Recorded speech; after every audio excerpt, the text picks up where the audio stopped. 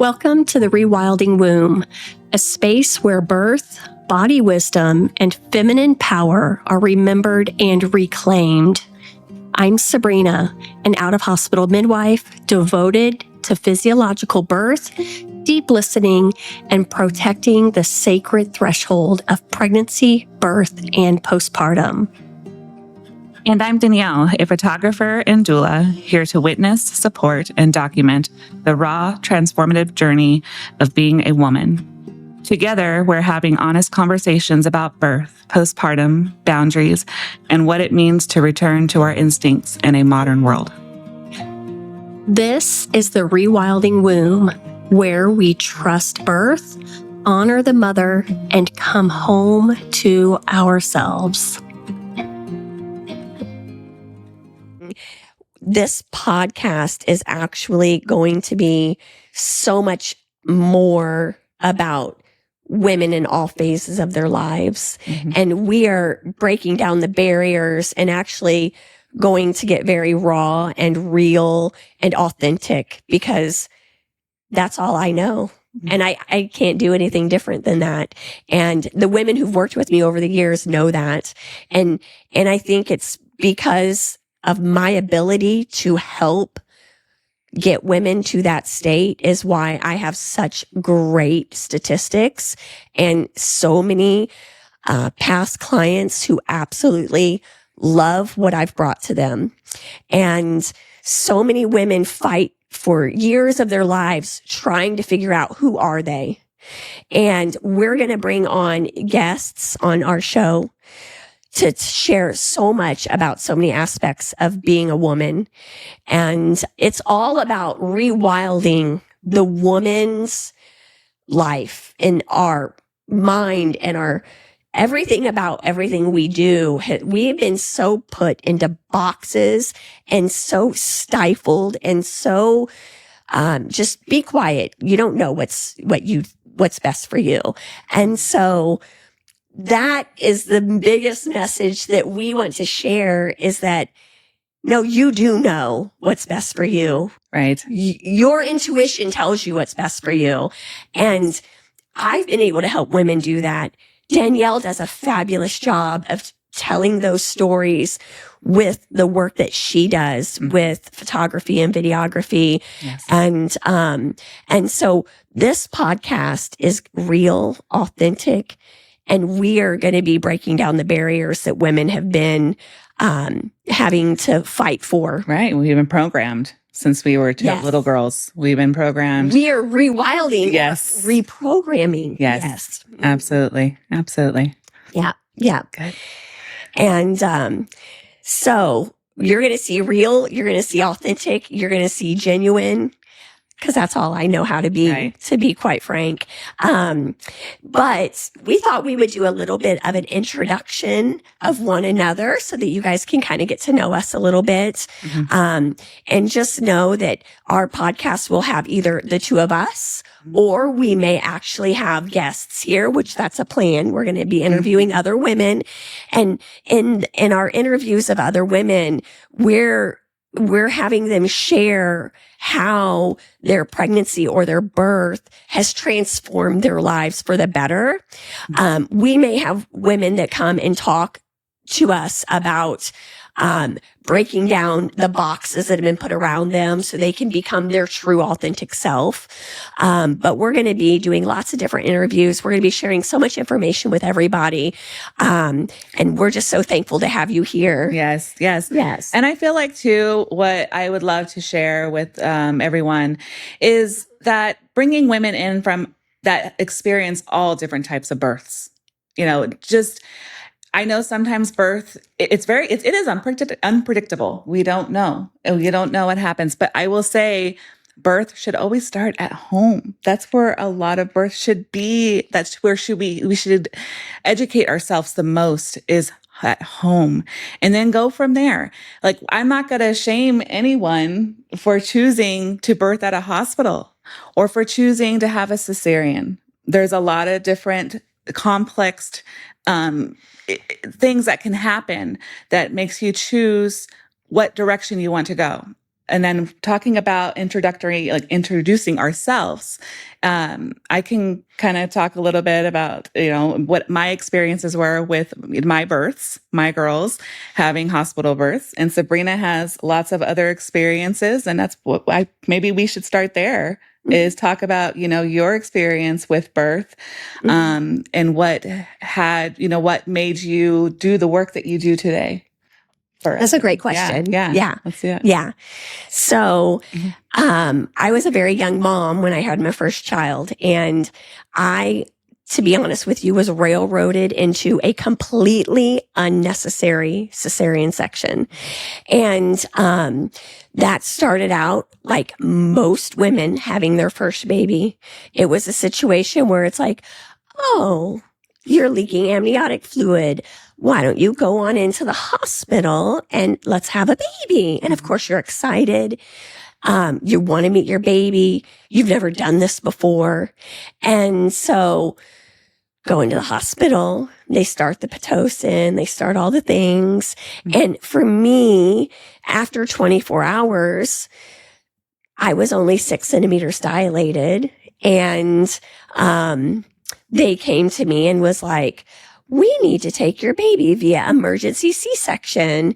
And I thought, no, like I'm fine. I want to keep doing this. And the doctor literally told me, if you don't let us take your baby C-section right now, he will for sure die and you will probably die as well.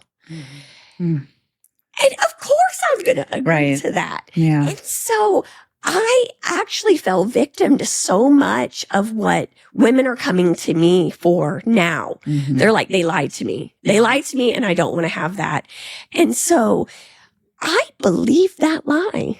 So of course we wheel on back. We have our emergency C-section. My baby's APGARs were perfectly fine. He was perfectly healthy. And then I have a really hard recovery. I have all kinds of problems. That would be a whole podcast in itself of how that first month went after that first baby of mine. However, what happened was I went on, and 4.5 years later, I had my second child, had a beautiful VBAC in the hospital. But, and again, we'll maybe do a more in depth at some point about these experiences, but that child was over 2 pounds bigger than the first child. And they had told me the reason for my emergency C-section was I had a pelvis that was too small to birth my baby. Yeah. I hear that. And then 4 years later, I effortlessly really birthed a baby that was almost 9 pounds. And I just thought, that's what made me start thinking, my pelvis isn't too small. And so I had a couple more babies in the hospital. And then I had met a woman who who had all of her babies at home. And after having 4 babies in the hospital, her stories about being able to walk around and eat her own food and then sleep in her own bed after and not having to have an IV. These things were all really intriguing to me. And so I decided to have a home birth with my 5th child. And that changed my life forever. Having experienced the hospital method 4 times and then experience an out of hospital birth. Within an hour of that child being born, I was like, I will be a midwife one day. More women need to know that this is a valid and safe option. But I continued to have a few more babies. And then, at some point when I was done having babies and my youngest was 3, I started pursuing midwifery. And that's where I realized that my lived experiences of all the things that I had gone through as a woman having babies, I had learned specific tools that helped me have a totally different experience and outcome. And those are the same tools that I use now to help support moms to birth their babies. But it's because I had a life-changing experience with the huge contrast between hospital birth and home birth for myself. And that's what led me to do this work. Yeah. Absolutely. And so like I kind of come from that same background. With my girls, I felt like I was pushed into, the hospital world. I didn't know. I didn't have that education. 15 years ago, it wasn't something that we talked a lot about with natural birth. Even home birth, that was a big taboo topic. And so I was not educated very well on birth and the sensations of labor and my support team. I feel like support is a huge thing when it comes to your pregnancy, birth, postpartum. Without it, you struggle. Absolutely. You struggle. Absolutely. And I know like with some women, we are independent. We're like, we can do this. We can do this. But in those moments of labor, you have to surrender. And surrendering means to lose all that you want to control in a birth. Like you don't have control. Your body is in control. Mm-hmm. Your mind, not so much. It works. They work together, but it's more so, I feel like you have to release in the mind in order for your body to surrender as well. And so it's definitely a learning process. And so with my girls, I went into, my birth with my oldest. They told me the same thing, that she was going to be too big to birth. And although I did have a doctor, and he said at the time, he thinks I would do okay with birthing her, which was kind of shocking now that I think about it, because I don't know how many times I have clients tell me, oh, my doctor's saying that this baby's going to be too big to birth. And we went ahead, and a first-time mom went in, and I was walking around like 5 centimeters dilated for like 2 weeks. So that's a whole other topic too we could talk about. Being checked and overly checked and saying, oh, you're 5 centimeters and you go day in, day out with no change. Where's my baby? Why am I not going into labor? I feel all this sensation down there. Well, the problem with that is when they're doing all those checks and you are that far dilated, and then you're like, well, what's wrong with my body? Wrong? Why am I not having a baby? And you don't understand. Right. You're not in labor. Right. This is just pre-labor dilation. Yes. It means nothing. Yes. This is why I don't do these checks. And it's like, then it gets mental. Then you're like, is something wrong with me? Is something wrong with the baby? Is baby in a wrong position? Like, there's a lot of things. And then we start stressing our bodies out and stressing our minds out. But I ended up I went in and got induced with her. And the first time mom, they thought I wasn't going to go very quick. They were just like, okay, well, I did. Of course you did. You were 5 centimeters already. I did. Doctor wasn't there. So this was the traumatic part that happened to me. So the doctor wasn't there. I felt like I had to push. I was like, I need to push. I feel so much pressure. I need to push. Mind you, I had an epidural with her too, but I felt that sensation. And they told me, oh, there's no way. Oh, no way. Like, well, the nurse came in and she checked me. Oh, I was complete. And she was right there. That doctor was not in yet. They held my legs shut for assault. Oh, yeah. They held them shut for what seemed like maybe 20 minutes, 30 minutes. And what that does is it can cause pelvic floor damage for you. It can stress your baby out. Yeah. And so like I was just sitting there wanting to push. I felt all that pressure. And because my body knew what to do, it was going to push her out. She needed to come out. And when he got there, walked in, oh, I'm here now. Go ahead and give yourself some pushes. So I'm pushing. And I'm like already trembling, I'm feeling, okay, let's do this. She was born within, it was like 14 minutes. Without even asking me, he gave me an episiotomy. Didn't even allow my body, again, I was pushing just beautifully.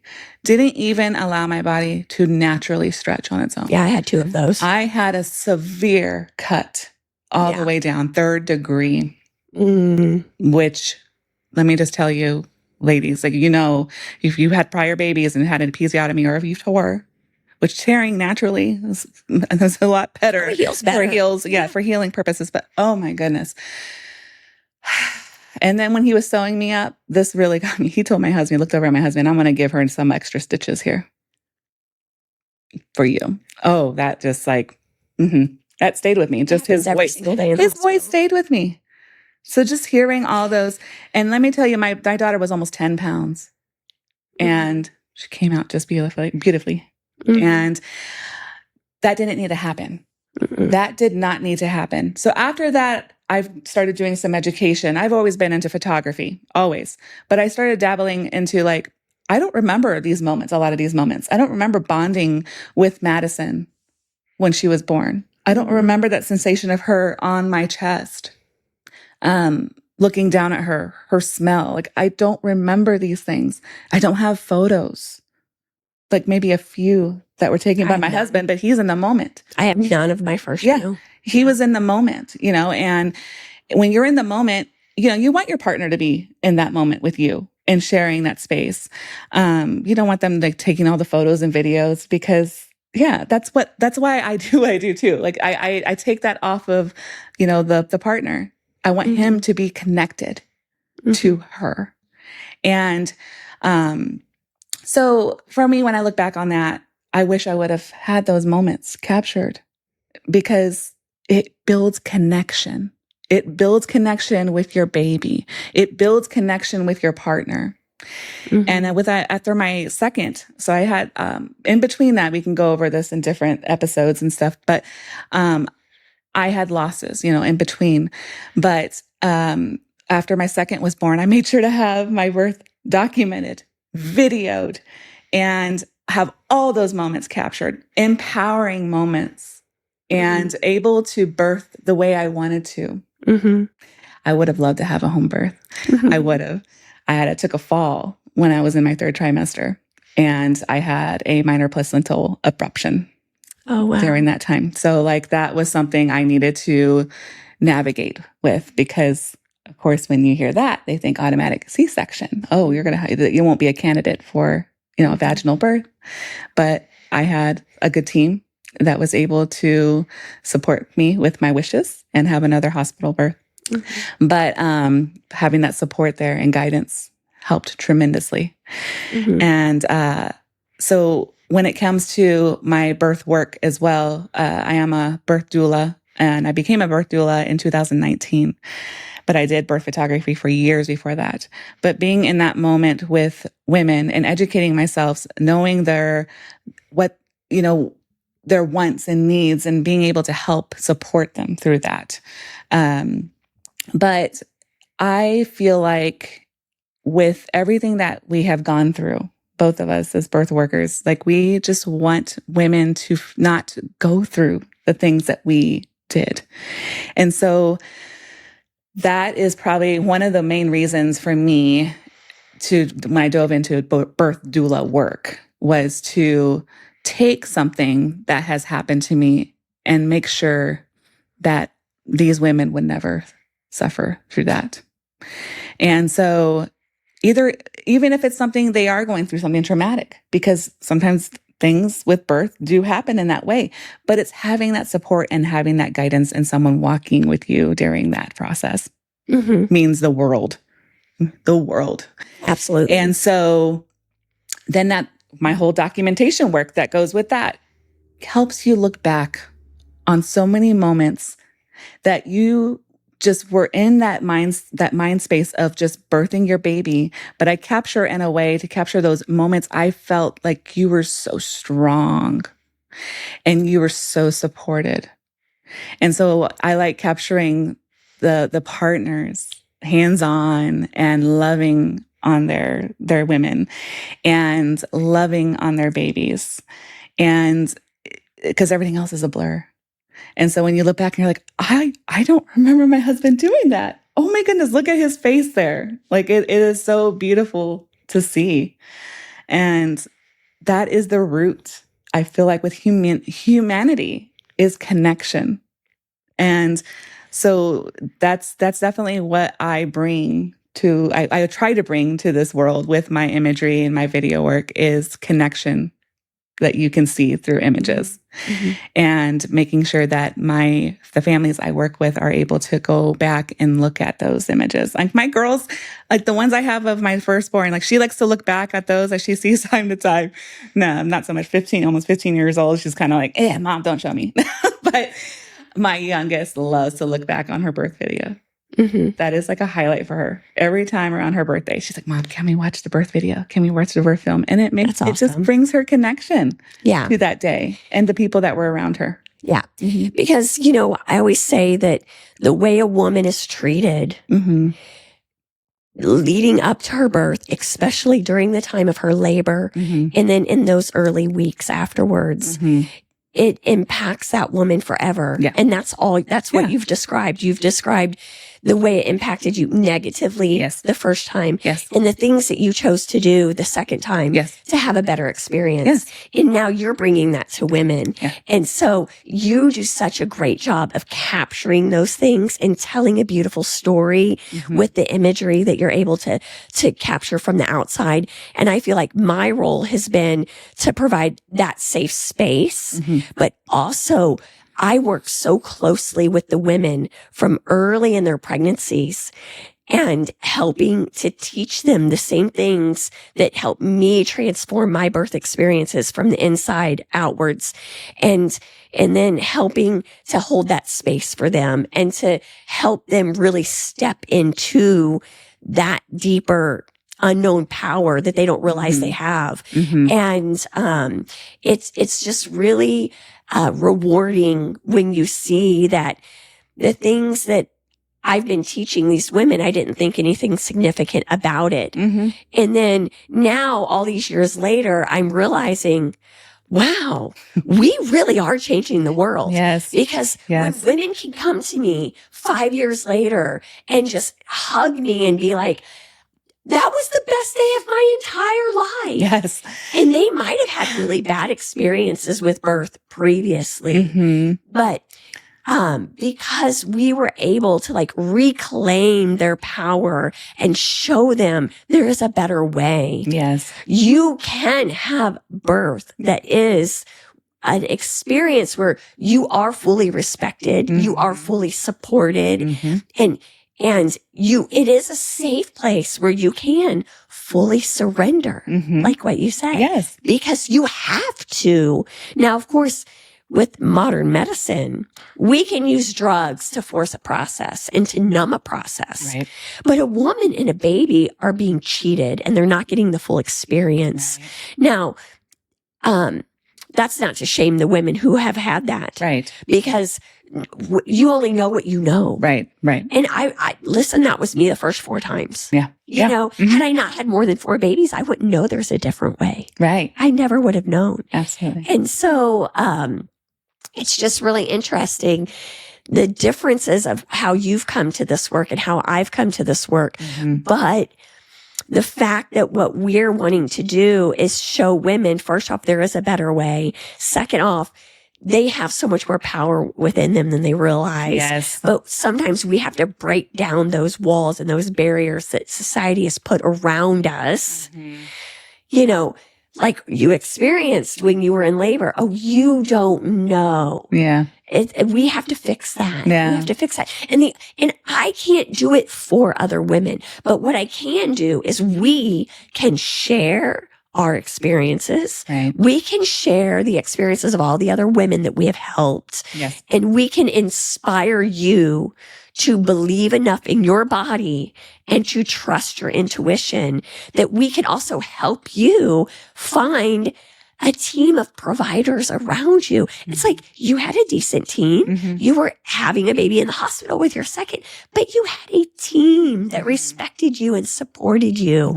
And so you don't have to have a home birth to do that, but you do have to be strategic and think about who am I inviting onto my team? And that's another thing we can go over to with this podcast is talking about those team members. You know, birthing in a hospital, we don't know what you're going to get. You can be comfortable with one nurse and then she goes off the clock and you get someone else that you're in your transition stage and now you have a brand new nurse that you're not familiar with and the energy that's in your room, in your birth space.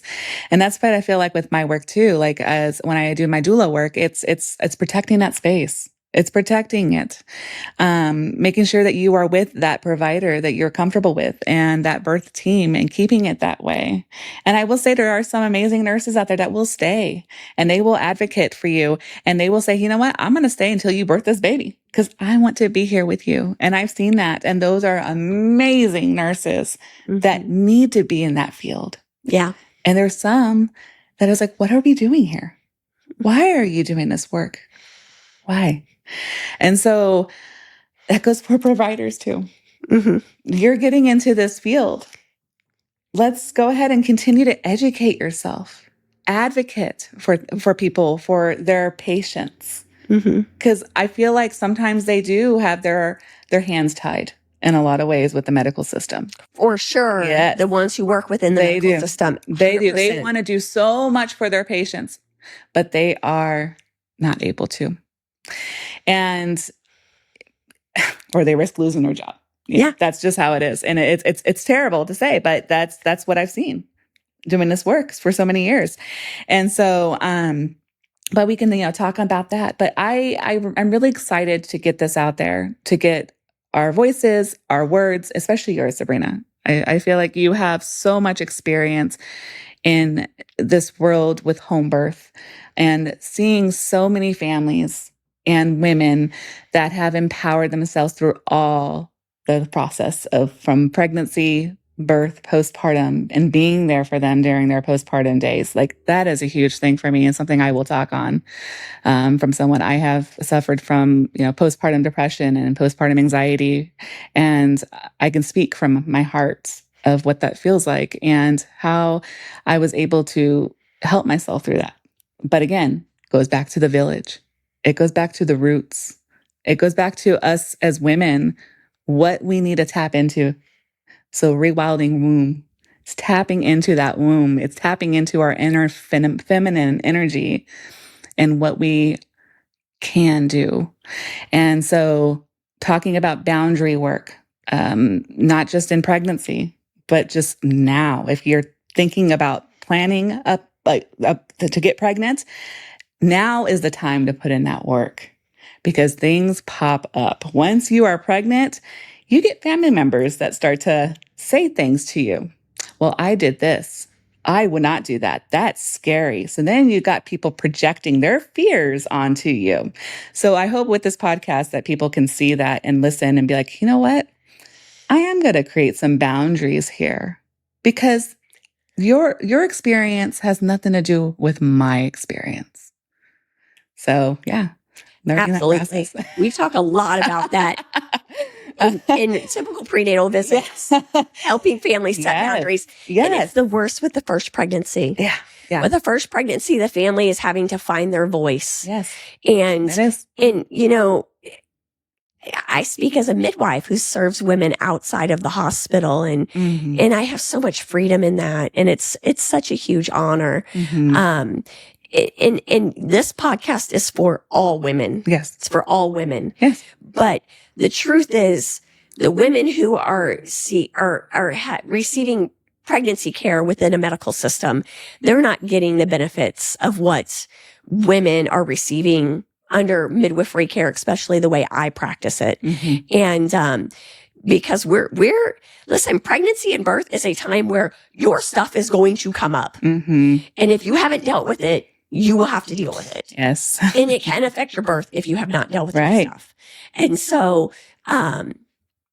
it's just, there's so many things. And as Danielle's talking, I'm sitting here thinking, oh yeah, that's going to be a podcast topic. That's going to be a podcast topic because we definitely have so many different things we can delve into. And so today was just really an introduction of what our purpose is, who we are, what we want to share with the world.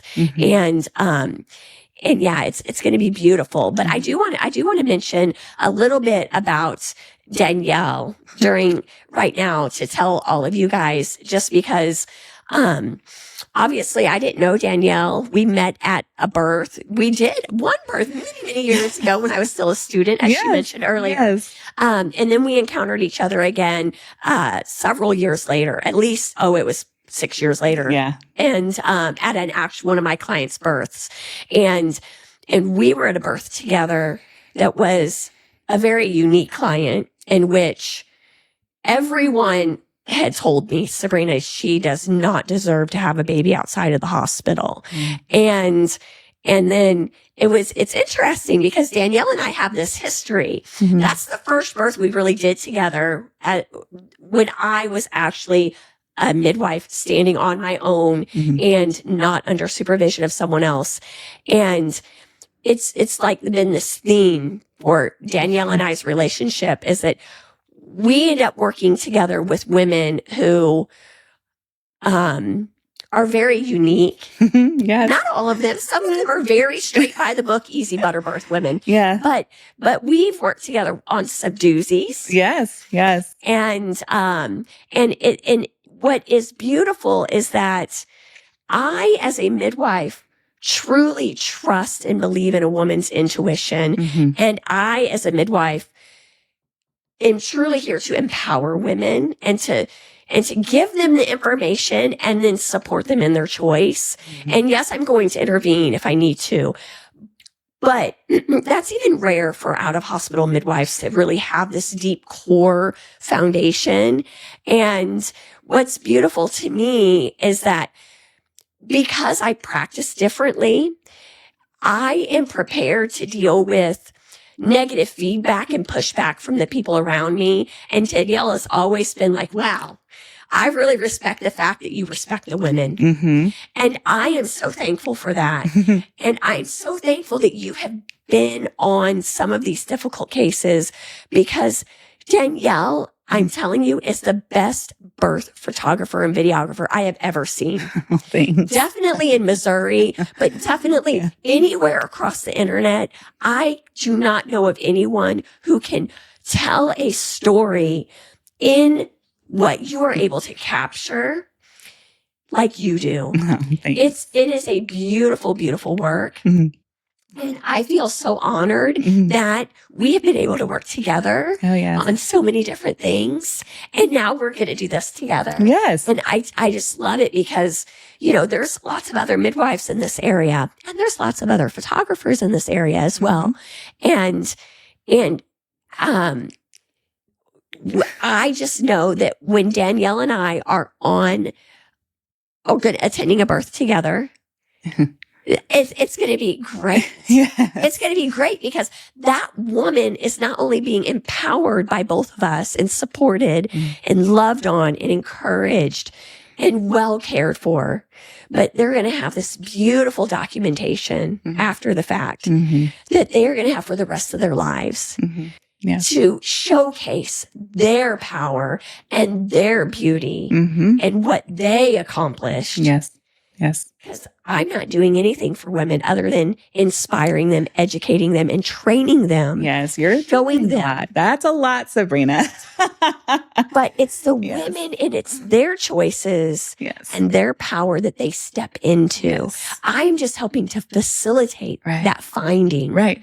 Or that rewilding. The rewilding of that. Yes, absolutely. It's finding that that side of, and I think almost since we've worked together all these years, I feel like you have brought that out of me as well.